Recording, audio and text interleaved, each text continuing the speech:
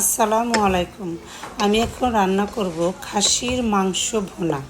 প্রথমে মশলাগুলি আমি ভুনা করছি, মশলাগুলি কষিয়ে নিচ্ছি। তবে এই মাংসতে রসুন কিন্তু একটু বেশি দিতে হয়।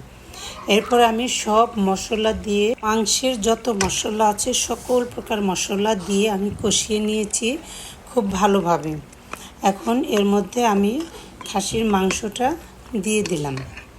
আস্তে আস্তে আমি মাংসটাও একটু কষিয়ে নিব, ভালো করে কষিয়ে নিতে হবে। এরপর মাংস থেকে পানি চলে আসবে। তো মাংসটা প্রথমে আমি সম্পূর্ণ মাংস দিয়ে এখন কষিয়ে নিচ্ছি।